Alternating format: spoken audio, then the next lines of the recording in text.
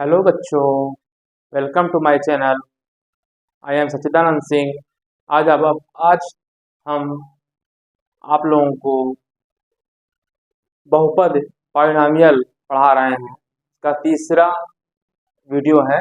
इसमें इसके पहले मैंने दो वीडियो डाल दिया है, उसमें मैं बहुपद से संबंधित टर्म्स यूज किया है। ठीक है, तो आज तीसरा वीडियो है। इसके अंतर्गत हम लोग शेषफल प्रमेय और गुणनखंड प्रमेय पढ़ेंगे। ठीक है, तो सबसे पहले देख लीजिए शेषफल प्रमेय। ठीक है, रिमाइंडर थ्योरम। अच्छा, सबसे पहले अच्छा ये बताइए, चलिए चलिए एक कोई संख्या 25 है मान लीजिए। ठीक है, 7 से भाग दीजिए, कितनी बार जाएगा? 3 बार जाएगा। ठीक है, 7 × 21। ठीक है, ये तो शेषफल होता है, जानते ही हैं आप लोग क्या होता है, शेषफल होता है। अच्छा, ये क्या होता है? इसे क्या बोलते हैं? भाज्य। भाज्य बोलते हैं, है ना। ये क्या है? किससे ये क्या दे रहे हैं? भाजक बोलते हैं। ठीक। अच्छा, भागफल, ये क्या? भागफल, यही तो होता है। देखिए, जिस संख्या जैसे 25 को भाग देना है 7 से। ठीक है, मान लीजिए कोई संख्या लिया। ठीक है, तो 25 को मैंने 7 से भाग दिया, तो भाग दिया। ठीक है, तो भाग दिया तो कितनी बार जाएगा? 3 बार जाएगा, तो ये तो भागफल हो गया। ठीक है, भागफल को क्या बोलते हैं? कोसेंट। ठीक है, जिसको भाग दे रहे थे जिस चीज को, वो क्या होता है? भाज्य। ठीक है, ठीक है, भाज्य होता है। और जो शेषफल बचा, शेषफल बचा उसे क्या बोलते हैं? रिमाइंडर बोलते हैं। इसका मतलब ये हुआ कि ये संख्या इसके इसको गुणा करके प्लस से जोड़ दे तो आ जानी चाहिए। मतलब कहने का मतलब ये है, जो 25 था, ये 25 था। ठीक है, तो भाजक आपका 7 है। 7 गुणे 3 प्लस 1, यही तो हुआ। 7 × 21, 7 × 21 प्लस शेषफल 4, 25। ठीक है, तो यही 25, 25 को क्या बोल दिए? ये क्या हो गया? भाज्य हो गया। क्या हो गया? भाज्य हो गया। ठीक, भाज्य इज इक्वल टू क्या हो गया? भाजक, भाजक गुणे भागफल प्लस शेषफल, ये होता है ना। ठीक है, भाज्य इज इक्वल टू यानी डिविडेंड, डिविडेंड इसको भाग डिविडेंड बोलते हैं। Dividend is equal to divisor into quotient plus remainder, शेषफल, यही होता है। ठीक है, ठीक, ये चीज आप जान रहे हैं। चलिए अब शेषफल प्रमेय की बात करें। ठीक है, बस ये बताना था कि भाज्य इज इक्वल टू होता है भाजक इंटू भागफल प्लस शेषफल। ठीक है, अगर पूरी पूरी संख्या कट जाती, जैसे मान लीजिए यहाँ पे सिर्फ 21 होता, 7 × 21 कट जाता, तो शेषफल कितना आता? 0 आता, ये होता ना। चलिए अब इसको देखें, शेषफल प्रमेय क्या कह रहा है? शेषफल प्रमेय क्या कहती है? Reminder theorem. मान लीजिए कोई px है, px मतलब बहुपद है। ठीक है, जैसे बहुपद हो गया, जैसे मान लीजिए x² + 1, x², चलिए -1 कर दे रहा है। क्या है? बहुपद है। ठीक है, क्या है? बहुपद है। तो n घात का लिखा है, n इज ग्रेटर देन 1, मतलब कि वो जो उसकी घात है n, वो 1 से अधिक है। 1 है, इक्वल टू लगा है, तो 1 है या 1 से अधिक है का बहुपद है। ठीक है, अब मान लिया a कोई a है, a कोई वास्तविक संख्या है। a कोई क्या है? वास्तविक संख्या है। ठीक है, यदि px को रैखिक पद x - a से भाग दिया जाए तो शेषफल p ऑफ a होता है। ठीक है, क्या होता है? मतलब कहने का मतलब कोई अगर बहुपद है, इसकी घात n, n 1 से बड़ी है, मतलब जो बहुपद की जो घात है वो 1 से बड़ी है। ठीक है, और a से हम भाग दे, मतलब a क्या है? कोई वास्तविक संख्या है। ठीक है, अगर हम x - a से भाग देते हैं तो शेषफल p ऑफ a आता है। ठीक है, कहने का मतलब ये है कि जैसे ये p ऑफ x था। ठीक है, भाग किससे दे रहे हैं? x - a से। ठीक है, कुछ गया होगा, मान लीजिए qx बार गया, qx बार गया। ठीक है, तो मान लीजिए, तो q, मैं ऐसे लिख दे रहा हूँ, इसका मतलब ये है, आप ऐसे समझिए, qx ऐसे लिख देते हैं। चलिए, q ऑफ x बार गया होगा, qx बार गया और इंटू x - 1, ये इससे गुणा करते हैं, ये तो करते हैं। ऐसे करते हैं ना, ठीक है, घटाए होंगे, जो भी गया वो घटाए होंगे, तो यहाँ रिमाइंडर पी ऑफ ए आ गया, यही चीज कह रहा है, ठीक है। तो यही कह रहा है, तो p of x equal to क्या होगा, जिससे भाग दे रहे हैं, क्या लिखा है देखिए, पी एस को रेखिक पे एक्स माइनस ए से भाग दिया गया, एक्स माइनस ए से भाग दिया गया, तो एक्स माइनस ए, ठीक, into p of x equal to क्या होगा, p x x equal to x minus a into p x plus शेषफल पी ए, यही तो मैंने बताया आपको, भाज इक्वल टू भाजक इंटू भागफल प्लस शेषफल, ठीक है। तो ये हो गया क्या, भाज्य यानी p of x is equal to भाजक एक्स माइनस ए, ठीक, इंटू भागफल पी ऑफ एक्स, ठीक, प्लस शेषफल, ठीक है। जैसे यहाँ पे आप 7×23, तो यही चीज मैंने लिखा, क्यू ऑफ एक्स जितने बार गया q of x into x minus a, यही तो लिखा था 7×3, ये चीज, ठीक है। तो कहने का मतलब है कि जब किसी बहुपद पी ऑफ एक्स को, जिसकी घात n है, मतलब एक से अधिक है, को एक संख्या x माइनस ए से भाग दे रहा है, भाग देने पे भाग दिया जाता है तो शेषफल पी ऑफ ए आता है, तो बस वही पी ऑफ ए के हमको मतलब है, ठीक है। तो p of x equal to क्या होगा, x minus a into q of x plus p of a, ठीक है, ये है, यही शेषफल पर में कहती है कि शेषफल पर में ये होती है, ठीक है।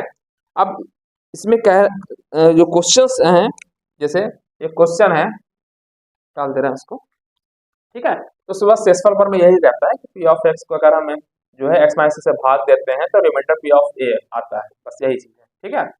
चलिए अब देखिए क्वेश्चन, क्वेश्चन क्या है, एक क्वेश्चन ले रहे हैं तो अब ज्यादा समझ में आ जाएगा।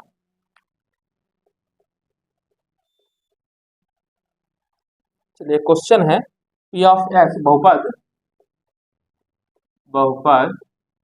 P of x is equal to 2x power 4 2x की पावर 4 प्लस चलिए minus 3x cube plus 3x plus 1 को x प्लस 1 से भाग देने पर शेषफल ज्ञात कीजिए, ठीक है। तो एक तरीका तो सिंपल सा भाग दे करके सीधे निकाल सकते हैं, जैसे भाग देना आपको आता होगा, ऐसे 2x power 4 minus 3x cube plus 3x plus 1, है ना, ऐसे भाग देना, ठीक है। भाग देकर जो शेषफल आएगा, ठीक है, तो कई स्टेप में आएगा, शॉर्टकट तरीका, x प्लस 1 से भाग दे रहे हैं, तो इसका मतलब यह हुआ, इसको भी बता देंगे अभी आगे, इसका यूज भी करेंगे ही हम, ठीक है। तो क्या करना होगा, x प्लस 1 से भाग देना है, इसका मतलब x बराबर x प्लस 1 इक्वल टू 0, यानी x इक्वल टू -1 रख देना होगा इसमें, ठीक है। शेषफल निकालना है तो बस क्या करना है, x इक्वल टू -1 रख देना है, यानी p ऑफ -1 निकाल दीजिए, ठीक है। तो 2 -1 की पावर 4 -3 -1 की power cube plus 3 into -1 plus 1, ठीक, ये 2 हो जाएगा। जब -1 को 4 -1 के पावर 4 है तो 1 को 4 बार गुणा करके 4 आ गया, और -1 है तो पावर जब 2, ये इवन संख्या है ना, इवन है तो पॉजिटिव हो जाएगा, 2 हो जाएगा, ठीक है। -3, अच्छा -3 -1 है, -1 का जब 3 बार गुणा करेंगे, 1 का गुणा 3 बार करेंगे तो क्या आ जाएगा, 1 आ जाएगा, माइनस है तो ये क्या ऑड है तो ये माइनस हो जाएगा, तो इसकी वैल्यू कितनी आएगी, -1 आ जाएगी, तो -1 और इंटू -3 प्लस हो जाएगा, ठीक है, ये हो गया, प्लस दिख रहा है, ठीक, चलिए, और -3 प्लस 1, ठीक है, तो ये 3 से 3 कैंसिल हो जाएगा, तो बचा ये आंसर हो गया, ठीक है। तो शेषफल कितना आ गया, का शेषफल निकालना था, शेषफल कितना आ गया, 3, ठीक, शेषफल इक्वल टू 3। तो वही बस कह रहा था कि शेषफल पी ऑफ ए होता है, मतलब जो जब ए यहाँ पे x माइनस ए से भाग दिया गया तो x इक्वल टू कितना आएगा, 0 तो x बराबर a आएगा ना, x minus a equal to 0 तो x बराबर a, वही कह रहा है p ऑफ a, मतलब p ऑफ a पे जो p ऑफ a होगा वही क्या होता है, शेषफल होता है। तो देखिए यहाँ पे देखिए कह रहा था इस इक्वेशन में क्या कह रहा था कि x प्लस 1 से भाग देने पे शेषफल, तो शेषफल निकालना है तो सिंपल से क्या करना होगा, x प्लस 1 इक्वल टू 0, इससे मतलब इससे क्या वैल्यू आ गई, x इक्वल टू -1, -1 को यहाँ रख दिया आपने, ठीक है, वैल्यू आ गई ये, ठीक है। तो यही आपका शेषफल प्रमेय था, ठीक। चलिए अब गुणनखंड प्रमेय देख लीजिए, इसमें से कोई भी क्वेश्चन दिया रहेगा बस आपको क्या निकालना होगा, शेषफल निकालना होगा। चलिए गुणनखंड प्रमेय क्या कह रहा है, कह रहा है कि यदि यदि p ऑफ x वही चीज घात n इज ग्रेटर देन 1, मतलब जो px है एक बहुपद है जिसकी घात क्या है, 1 से ज्यादा है, ठीक है, और a कोई वास्तविक संख्या है, a कोई वास्तविक संख्या है, ठीक है। तो x माइनस a गुणनखंड कब कहलाएगा, यानी x माइनस a px से गुणनखंड होगा यदि p of a equal to 0 हो जाए। जैसे अभी मैंने जस्ट आपको बताया था, अभी जो एक संख्या लिया था मैंने, ऐसे लिया था ना, चलिए क्या लिया था वही ले लेते हैं तो आपको ज्यादा समझ आएगा। चलिए 25 लिया था, 7 से भाग दिया था, यही किया था ना, तो चलिए कितनी बार गया था, 3 में 7 21 आ गया था, 4 से फल आ गया था, तो आपने क्या लिखा था, 25 is equal to 7 into 3 plus 4, 7 21 plus ये, ठीक है, यही लिखा था ना। अगर ये 0 हो जाता, अगर ये 0 आया था तो शेषफल 0, अगर यहाँ पे 0 आता तो पूरा पूरा कट जाता ना, ये संख्या कट जाती, मतलब कहने का मतलब ये जैसे मान लिया 21 होता और 7 से भाग देते, ठीक है, तो 7 से 7 से 21 कट गया, तो ये शेषफल 0 आ गया ना, यहाँ पे शेषफल कितना गया, इसको ऐसे लिखते हैं 0 आ गया, तो 21 is equal to 7 into 3 plus 0 हो गया ना, ये चीज कह रहा है ना, 0 आ गया, शेषफल 0 हो गया, यही कह रहा है। अगर 0 हो जाएगा तो क्या हो जाएगा, जो 7 है इसका गुणनखंड हो जाएगा, मतलब खंड हो गया, उसका ब्रेक हो गया, 7 3 21, शेषफल पूरा पूरा पूरा कट गया, यही चीज है। तो a कोई वास्तविक संख्या हो और x माइनस ए px का गुणनखंड कहलाएगा जब p of a equal to 0, मतलब जब शेषफल 0 हो जाएगा तो सीधे सीधे क्या उसका ये क्या हो जाएगा, गुणनखंड हो जाएगा, ठीक है। अच्छा दूसरी भाषा में क्या है इसको, और अगर शेषफल 0 है तो ऑटोमेटिक जो x माइनस ए क्या है, गुणनखंड होगा, ठीक है, यही चीज कह रहा है, x minus a p of x के गुणनखंड होगा जब p of a equal to 0 होगा, और दूसरी भाषा में इसी से करते हैं कि अगर ये 0 होगा तो ये इसका गुणनखंड कहलाएगा, ठीक है। चलिए इसका प्रूफ देखते हैं। अभी आप लोगों ने शेषफल पर में पढ़ा है, शेषफल प्रमेय, ठीक, प्रमेय से क्या पढ़ा है कि जो p ऑफ x था, x माइनस ए से भाग दिया था, यानी x माइनस ए ये लिख दिया इनटू कोसेंट जितनी बार भाग गया था, p of x plus p of a, यही चीज था ना। अब पहली चीज देखिए क्या कह रहा है, यदि पहला चीज x minus a p x का गुणनखंड होता है यदि p of a equal to 0, मतलब यदि p of a equal to 0 है, यदि पहला पॉइंट देखिए, पहला वाला प्रूफ कर रहा है, यदि p of a equal to 0 होगा तो सीधे सीधे क्या हो गया, p of x equal to x minus a, ठीक है, x minus a into p of x हो गया, ठीक। तो इसका मतलब क्या हो गया कि x माइनस ए इसका गुणनखंड हो गया, भाई देखिए जब रिमाइंडर 0 आ गया, ठीक है, 7 से भाग तो इसका सीधे गुणनखंड हो गया, जबकि यहाँ पे क्या था, गुणनखंड नहीं हो पाया था, शेषफल आ गया था, ठीक है। तो यही चीज है कि अगर शेषफल 0 आ गया, यहाँ लिखा ही है, यदि शेषफल 0 हो गया तो देखिए सीधे सीधे ये आ गया ना, तो मतलब क्या हुआ कि ये इंटू ये तो गुणनखंड हो गया ना, इसका गुणा ही तो ये है, तो गुणनखंड हो गया, इस गुणा का एक खंड ये हो गया, एक खंड ये हो गया, इसलिए इसका गुणनखंड हो गया x माइनस ए, इसलिए x minus a p of x का गुणनखंड का गुणनखंड गुणनखंड है। ठीक है, प्रूफ हो गया पहला। ठीक है, दूसरा प्रूफ देख लीजिए। अच्छा, दूसरे का कह रहा है, यदि x minus a p s का गुणनखंड हो तो पी ऑफ ए 0 होगा। ठीक, कहने का मतलब x माइनस ए का गुणनखंड है। ठीक, यही चीज है। चलिए, तो इसका मतलब यह है कि अगर गुणनखंड है तो x इक्वल टू ए रखने पे 0 आ जाना चाहिए। समझे कि नहीं?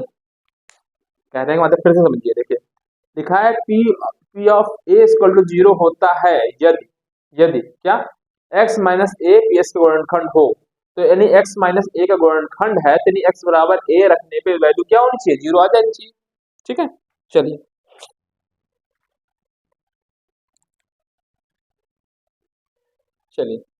इधर लिख दें, यह लिख दे रहे हैं, चूंकि लिखा हुआ है x minus a p of x का गुणनखंड है। गुणनखंड है, जब गुणनखंड है तो क्या होना चाहिए? 0 हो जाना चाहिए। तो इसको लिख लीजिए। तो भाषा में कैसे लिखेंगे इसको, एग्जाम में आ भी सकता है आपके। तो किसी बहुपद, जैसे क्यू ऑफ एक्स है ना, तो किसी बहुपद क्यू ऑफ एक्स के लिए क्या हो जाएगा? पी ऑफ के लिए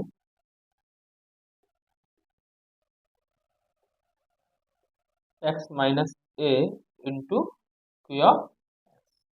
ठीक है, अब हम मैंने क्या कहा कि इसको 0 एक्स माइनस ए को 0 रखेंगे तो नहीं एक्स बराबर ए आ जाएगा। ए रखने पे 0 आ जाएगा। ठीक है,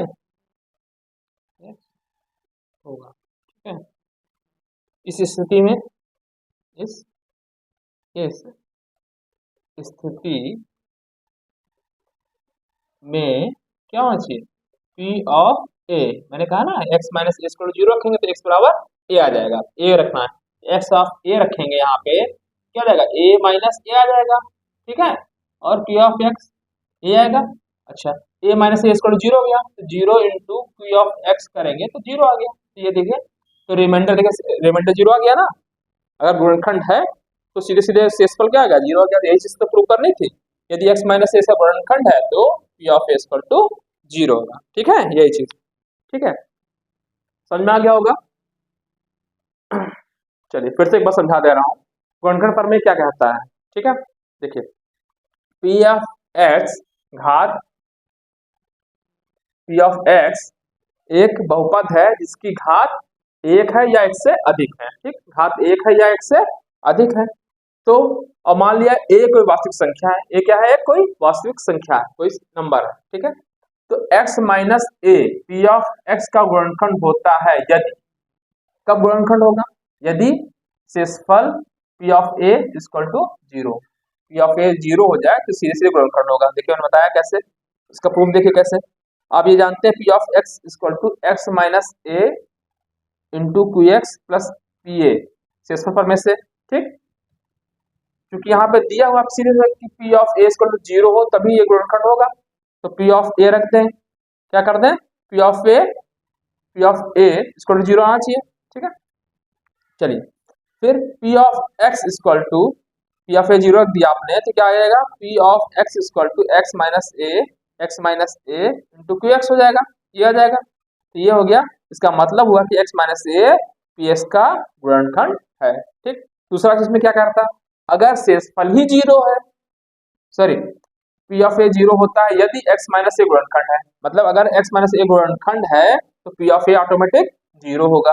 ठीक, दूसरी तरह से कह रहा है, उल्टी तरह से कह रहे हैं। ठीक है, तो x माइनस ए क्या है? गुणनखंड है। तो जब x माइनस ए गुणनखंड है तो x minus a equal to 0, मतलब x बराबर ए रखने पे क्या हो जानी चाहिए? वैल्यू 0 आ जानी चाहिए। ठीक है, चूंकि मैं वही चीज लिख दिया भाषा में, क्योंकि x minus a p x का गुणनखंड है। तो किसी बहुपद क्यू एक्स के लिए, मतलब जो पी एक्स होगा x minus a into q x होगा क्योंकि रिमाइंडर 0 होगा। ठीक है, ठीक है। अच्छा, तो अब वैल्यू क्या रखनी होगी, पी ऑफ ए और a minus a into q of x होगा। ठीक, और ये a minus a equal to क्या हो गया, ये ए है। ठीक है, a minus a equal to 0 into q x, तो 0 इंटू क्यू एक्स 0 हो जाएगा। ठीक है, तो यही प्रूफ करना था। ठीक है, p of a equal to 0 आ गया। ठीक है, चलिए अब इस पे जो क्वेश्चंस आएंगे वो देखें कैसे आएंगे क्वेश्चंस। क्वेश्चन लगवा दे रहा है, दो क्वेश्चन, एक दो क्वेश्चन आपकी किताब का एग्जाम्पल नंबर 6। जांच कीजिए कि जांच कीजिए कि जांच कीजिए कि x प्लस टू बहुपद बहुपद बहुपद क्या है, x cube plus three x square plus 5x plus six और 2x प्लस 4 का गुणनखंड है या नहीं, है या नहीं, गुणनखंड है या नहीं। ठीक है, चलिए क्या जांच करना है, x cube plus 3x square सही लिखा है, x square plus 5x plus 6। ठीक है, गुणनखंड है या नहीं, तो क्या करना होगा, सबसे पहले x plus two equal to, solution देख लीजिए। ठीक है, शून्य निकालिए सबसे पहले, तो x plus two equal to 0 यानी x इक्वल टू -2 रखने पर अगर 0 आ जा रहा है, इसका मतलब शेष पर 0 आ गया, तो इसका मतलब क्या हुआ, x प्लस टू गुणनखंड हो जाएगा। अगर 0 का नहीं आएगा तो क्या होगा, गुणनखंड नहीं है। x बराबर -2 रख दीजिए। ठीक है, तो मान लिए इसको मान लीजिए px मान ले रहे हैं, तो let px equal to x cube plus 3x square plus 5x plus 6। ठीक है, यहाँ क्या रख देंगे, ये आपने शून्यक निकाल लिया, x प्लस टू बहुपद का अपने पहले ही दिया है ना, जांच किए कि x प्लस टू बहुपद का गुणनखंड है या नहीं। ठीक है, किसका, इसका और इसका। चलिए इसको मान ले रहे हैं qx, आप इसको qx मान ले रहे हैं, 2x प्लस 4 गुणनखंड तो वैसे ही रहे, दो आप कॉमन ले लेंगे, x प्लस टू है, आ ही जाएगा, तो गुणनखंड तो है ही है। ठीक है, चेक कर ले रहे हैं। चलिए, तो p ऑफ माइनस टू निकाल दीजिए, क्या आएगा, -2 की पावर 3 प्लस 3 -2 का स्क्वायर प्लस 5 -2 प्लस 6। ठीक है, तो ये हो गया -8। ठीक है, 2 की घात 3 मतलब 2 गुणे 2 गुणे 2 8 आ जाएगा, और माइनस को 3 बार गुणा करेंगे तो माइनस आ जाएगा। ठीक है, प्लस 3 ये कितना आ जाएगा, 4 आ जाएगा। ठीक है, ठीक है, माइनस 5 दूना 10 प्लस 6। ठीक है, -8 3 चौका 12 -10 प्लस 6। ठीक है, 12 6 18 और ये माइनस 18, ये 18 0 आ गया, तो इसका मतलब क्या हो गया, x प्लस टू शून्य हो गया, इसलिए x plus to p of x का ये इसका गुणनखंड है। क्या, नेक्स्ट 2x प्लस 4 लिखा हुआ है, इसका भी चेक कर लीजिए। ठीक है, तो ये इसको मान लिया आपने, क्यू ऑफ एक्स मान लिया है, क्यू ऑफ एक्स माना है, q of x is equal to 2x plus 4। ठीक है, क्या रखना है, निकालना है क्यू ऑफ एक्स -2। ठीक है, -2 ही तो कह रहा है, गुणनखंड है कि नहीं, तो जब जो भी लिखा रहा है उसका बस माइनस हो जाएगा। ठीक है, 2 इंटू -2 प्लस 4 -4 प्लस 4 0 आ गया, इसलिए गुणनखंड है। इसलिए क्या है, x प्लस टू गुणनखंड है 2x प्लस 4 का गुणनखंड है। ठीक है, चलिए नेक्स्ट क्वेश्चन देख लीजिए। बहुत अच्छा क्वेश्चन है, इस टाइप क्वेश्चन आते हैं, कंपटीशन में भी आते हैं। चलिए नेक्स्ट क्वेश्चन देखिए।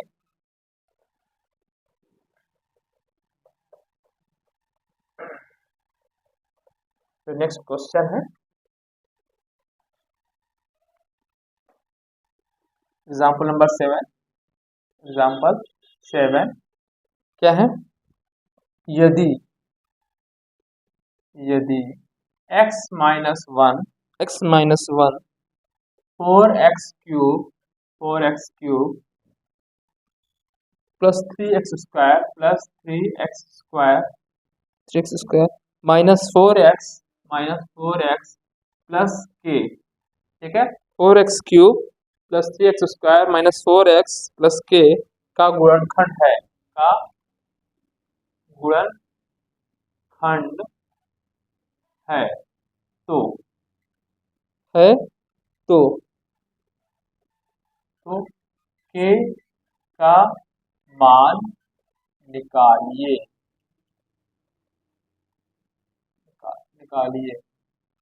ठीक है, कैलकुलेट करिए। चलिए यह ज्ञात करिए, निकालिए, ज्ञात कीजिए, कुछ भी हो, ठीक है। क्या है? x माइनस वन इसका गुणनखंड है, तो गुणनखंड है तो यानी x बराबर 1 रखने पे 0 आ जाना चाहिए, यही तो मतलब हुआ, ठीक है। हल देखिए इसका,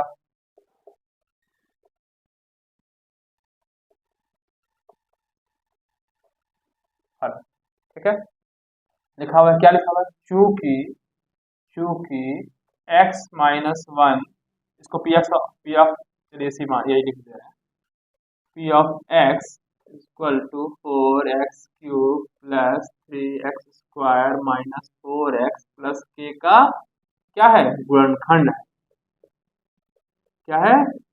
गुणनखंड है। इसलिए x minus one equal to 0, this implies x equal to 1 रखना पड़ेगा। यानी x बराबर, मतलब कहने का मतलब है कि p ऑफ 1 इक्वल टू क्या होना चाहिए? 0 होना चाहिए। जब इसका गुणनखंड है तो इसका मतलब ये यहाँ पे 1 आ गया, तो p ऑफ 1 इक्वल टू 0 होना चाहिए, ठीक है। p ऑफ 1 इक्वल टू 0 होना चाहिए, रख दीजिए। कहते हैं 0 इक्वल टू, मतलब p ऑफ 1 इक्वल टू 0 होना चाहिए, यहाँ रख दीजिए, क्या 1 रख दीजिए। 4x यहाँ पे कितना है? 1, ठीक, प्लस 3 1 का स्क्वायर माइनस 4 ये हो गया, प्लस k इक्वल टू कितनी होनी चाहिए? 0 होनी चाहिए, ठीक। तो ये तो 4 आ गया, ये कितना आएगा? 3 आएगा, माइनस 4 आएगा, प्लस k इक्वल टू 0, इस माइनस 4 से ये 4 कैंसिल हो जाएगा, बचेगा 3, ठीक है। तो 3 plus k equal to 0, k equal to minus, ये आंसर हो गया।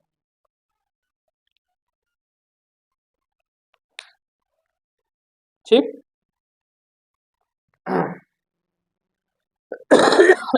सॉरी, ठीक है, समझ में आ गया होगा आपको, ठीक। 3 फिर से समझा जा रहा है, 4x cube plus 3x square minus 4x plus के गुणनखंड है, तो x बराबर क्या रखना होगा? 1 रखना होगा। 1 रख दिया आपने, और 1 हो गया, प्लस 3 हो गया, माइनस 4 हो गया, प्लस ये हो गया, तो ये माइनस 4 से प्लस 4 कैंसिल हो गया, 3 प्लस के इक्वल टू 0, और के इक्वल टू उधर जाएगा तो माइनस पे जाएगा, ये आंसर हो जाएगा, ठीक है। नेक्स्ट क्वेश्चन देख लीजिए।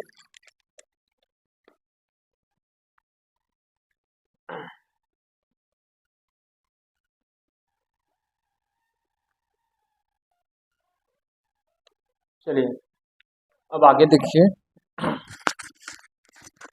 आगे देखिए, जैसे मान लीजिए a x square plus b x plus c है, यानी यहाँ पे क्या है? द्विघात में समीकरण है, तो दो घात का समीकरण है, इसके मतलब क्या है कि जो गुणनखंड होगा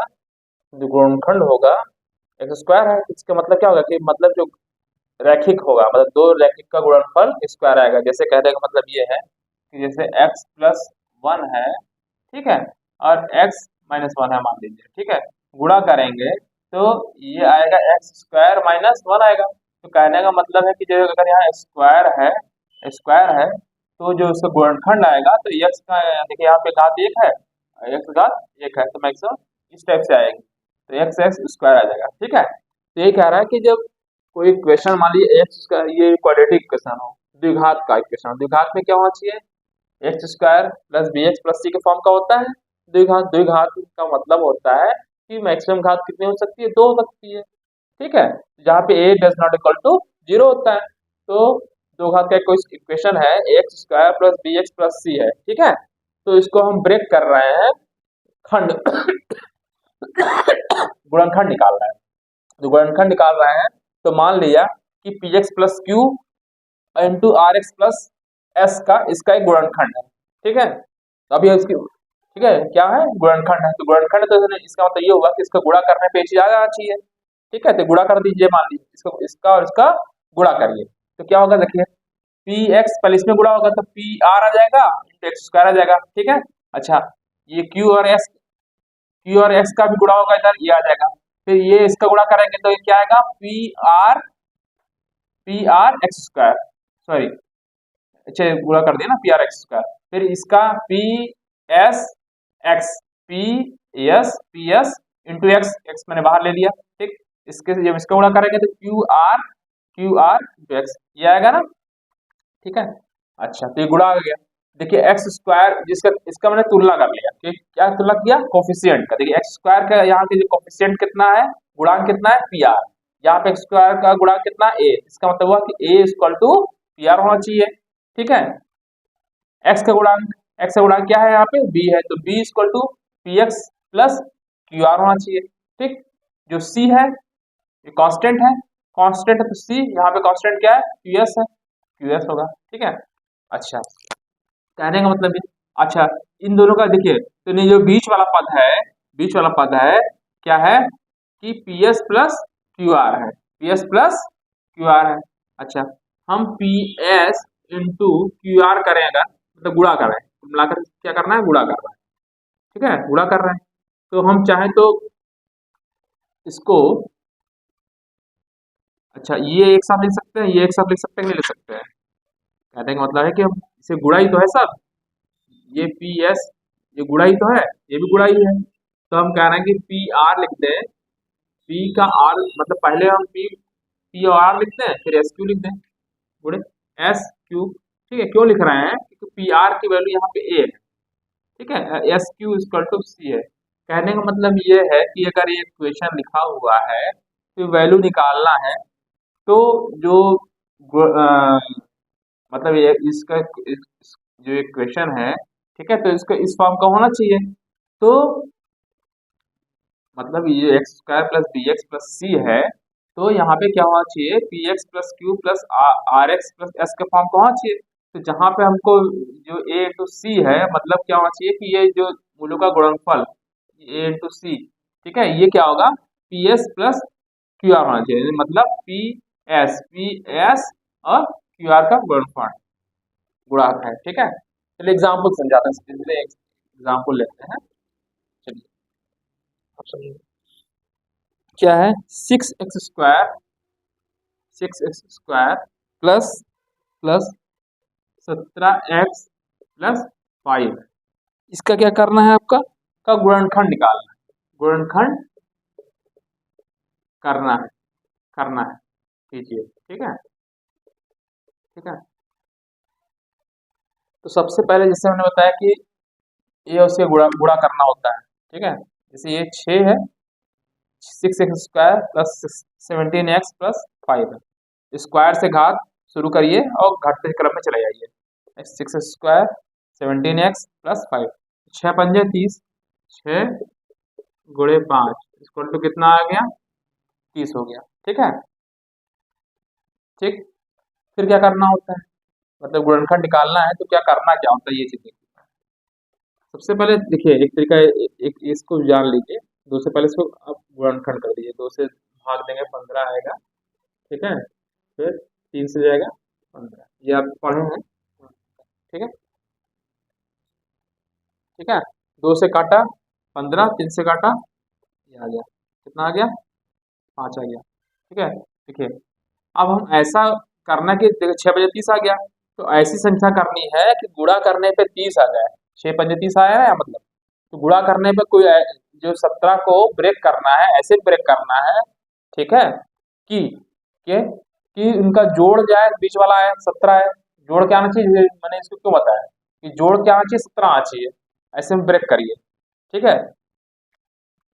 देखिए 3 पचे 15 गुना 30 होता है। अच्छा 15 और 2 कर दें, अगर 15 और 2 में अगर ब्रेक कर दें, 15 गुणे 2 30 आएगा ही आएगा, और 15 2 17 भी आ रहा है। जोड़ने पे क्या आना चाहिए, 17 आना चाहिए, और गुणा करने पे 30 आना चाहिए। ठीक है, तो इसको ऐसे ब्रेक करेंगे 6x²। ठीक, 17 को हम कैसे ब्रेक करेंगे, 15 प्लस 2x प्लस 5, यही चीज बताना चाह रहे थे। इसको क्यों लिखे थे, देखिए ये इक्वेशन ऐसी थी, इसको इस फॉर्म में लिखे थे। ठीक है, तो इसमें जो वैल्यू आई थी x², ठीक है, तो क्या होना चाहिए था कि गुणा होना चाहिए, पी आर, जो p है और r का गुणा होना चाहिए था। चलिए इसको बस छोड़िए, इसको समझिए। 6x² प्लस 17x+5 है। ठीक है, तो सबसे पहले जो x² का गुणांक होता है और कांस्टेंट नंबर गुणा कर दीजिए, 30 आ गया। 30 को ब्रेक करना है ऐसे में कि जिसका गुणा करने पे आ जाए 30 ही आना चाहिए। ठीक है, 30 का अगर फैक्टर निकालेंगे, देखिए ऐसे हो सकता है 15 गुणे 30, ये भी 30 आएगा। ऐसा भी तो हो सकता है, 6 6 गुणे 5 भी हो सकता है, 6 पंजे 30, ये भी हो सकता है। तो 6 5 11 आ रहा है, नहीं हो सकता था, हमको लाना 17। ठीक है, अच्छा और क्या हो सकता है, 10 गुणे 3 भी तो हो सकता है, ऐसा भी हो सकता है, 3 तरीके से आ सकता है। 10 3 13 आएगा, 13 हमको लाना नहीं, 17 आना है।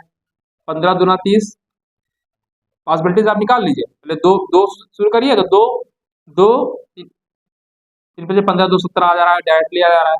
3 शुरू करिए, 3 लिया मान लीजिए, 3 लिया तो 2 पंजे 10, जो हो गया। 5 लिया मान लीजिए, तो 5 3 दूना 6, इतनी पॉसिबिलिटीज हो रही, और भी पॉसिबिलिटीज बन सकती है। ठीक है, चलिए, तो 17x था, तो ब्रेक करना है, तो मैंने कहा 6 पंजे 30, तो 30 को ऐसे ब्रेक करिए कि जोड़ने पे 17 आ जाए।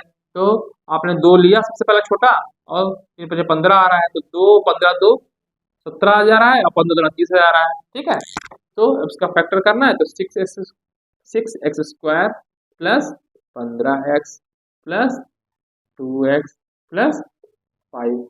ठीक, ये हो गया। क्या कर सकते हैं इसको, चलिए कुछ कॉमन अमन आ रहा है, कॉमन ले लीजिए। देखिए 3x कॉमन ले लीजिए, तो 3x लेंगे तो यहाँ बचेगा 2x, बचेगा कि नहीं, 3 दूना 6x²। ठीक, फिर यहाँ पे 5, 3 पचे 15x। ठीक, प्लस 1, यहाँ एक ही कॉमन लेंगे, मतलब हमको दोनों में सेम आना होता है, 2x प्लस 5। ठीक, अब दोनों में जो कॉमन होता है उसको पहले लिख दिया जाता है, 2x प्लस 5 लिख दिया, ये दोनों कॉमन था, जो बचा 3x प्लस 1। तो ये इसका क्या हो गया, गुणनखंड हो गया। ठीक है, ये चीज कह रहा है। चलिए एक क्वेश्चन और है, y², example y² minus 5y plus 6, ठीक है, को गुणनखंड करना है। गुणनखंड, चलिए जीरो मत लिखिए, गुणनखंड करना है। ठीक है, तो क्या सोचना होगा, सबसे पहले देखिए यहाँ मैंने कहा गुणा गुणा कर लीजिए, और फिर तो इसका x y का गुणांक कोई क्या है, एक ही है, गुणांक कितना है, एक है, एक है, तो गुणा करेंगे तो कितना आएगा, 6 आएगा।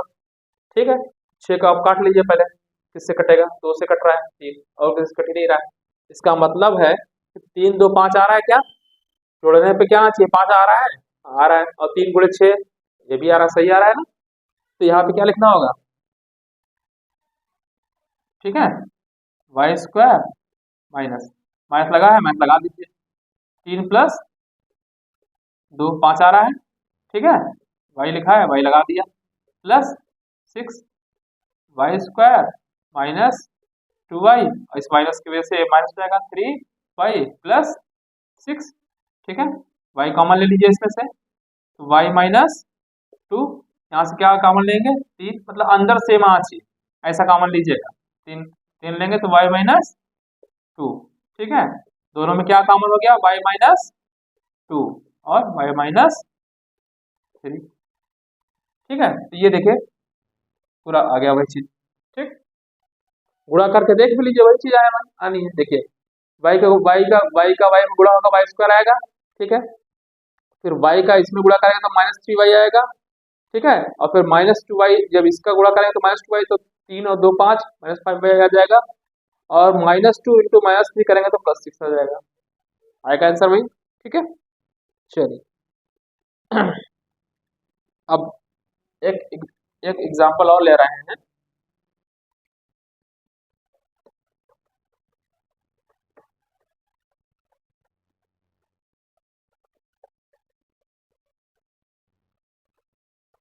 चलिए इसको हम कल बताते हैं, वीडियो बड़ी हो जाएगी तो फिर अपलोड होने में दिक्कत होने लगती है, ठीक है। चलिए 3 घात वाले क्वेश्चन बताएंगे, ठीक है, कल नेक्स्ट वीडियो में हम लोग। जब अभी 2 घात का बताया, 3 घात के जो क्वेश्चंस होते हैं उसके सोल्यूशन गुणनखंड निकालना आपको बताएंगे, ठीक है। अभी के लिए इतना ही, ठीक है। और हमारे वीडियो को आप लोग जो है दूसरे बच्चों में शेयर कर दीजिए, लाइक करिए। और जो पुराने वीडियो और जो पड़े हैं उसको भी आप लोग देखिएगा, ठीक है। धन्यवाद, थैंक यू।